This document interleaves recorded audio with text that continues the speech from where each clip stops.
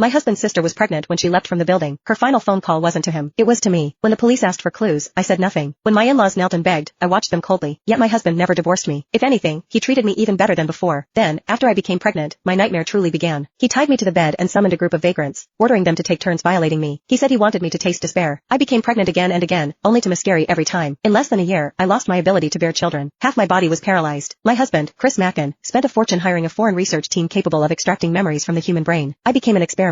Jenny, the day you let my sister die with injustice hanging over her head, you should have known this day would come. She treated you like family, and you repaid her by working with her killer to destroy her. This is your retribution. I lay bound to the bed like a corpse, listening to Chris's hysterical curses, every word cut like a blade. No, that's not how it was. Then how was it? He roared. Say it. He grabbed my collar, eyes bloodshot as he demanded the truth. The words reached my lips, only to be swallowed back down. Despair crept into my voice as I begged. I can't say it. Please don't force me. His expression stiffened, then twisted into something monstrous. Put the device on her. Extract her memories now. I don't care if she lives or dies. I want the truth. His hatred for me had reached its peak. He locked me inside a glass chamber and had it transported to the city's central plaza. Hundreds of media outlets were invited to witness what he called the unveiling of the truth. What was, in reality, a public execution. 2 years ago, countless people had seen Lisa Mackin, 5 months pregnant, jump to her death. The case drew enormous attention, especially since the police had never solved it. Over time, the incident only continued to fester. The moment news broke that the case would be reopened, the plaza flooded with people. Shouts rose like waves. In the audience, my father-in-law supported my mother-in-law, who refused to sit down. My silence back then had dealt them a devastating blow. They'd urged Chris to divorce me, only to be refused. The resentment had never faded. Now, realizing Chris's painstaking intentions, my mother-in-law wept uncontrollably. Do you know how I've lived these past 2 years? She screamed. You venom-hearted animal. I wish I could tear open your chest and see whether your heart is black. My father-in-law patted her back, his eyes hollow with grief. Lisa had been entrusted to them by a close friend. There was no blood relation, yet she had been closer to them than a biological daughter. I watched everything through the glass, choking on sobs that made no sound. At Chris's signal, a helmet-like device lowered over my head. Hundreds of fine silver needles sprang out and pierced directly into my scalp. In an instant, it felt as though hundreds of leeches were sucking at my flesh. The tearing pain forced screams from my throat. Chris listened to my shrill cries, excitement flickering in his eyes. Sir, one of the technicians said nervously, her body is too weak. If we don't administer nutrients first, this could be fatal. Absolutely not. Chris snapped, eyes blazing with malice. Inject adrenaline. Let her die after the memories are extracted. The technicians hesitated, but under his authority, they could only comply. A syringe of adrenaline was pushed into my body. As the liquid surged through me, my entire being jolted into an unnatural state of stimulation. The memories buried deep inside began to churn. At Lisa's grave, Chris had already been kneeling for 2 hours. I approached with flowers in my arms. Looking at Lisa's smiling face in the photo, my eyes reddened. Just 2 days before her death, we'd gone shopping together. As I bent to place the flowers down, Chris suddenly snatched them from my hands and smashed them into my face. Don't stain my sister's grave. I trembled, bitterness lodged in my throat. Chris, about Lisa's death, I'm hurting more than anyone. The words only enraged him. Without warning, he dragged me to the ground. My head slammed hard against the gravestone, blood instantly staining the engraved letters. Yet, he showed no mercy. He pressed me against the icy stone, roaring in my face. Jenny, my sister died because of you. And you dare cry here like this? She was on the phone with you for 10 minutes before she died. What did she say?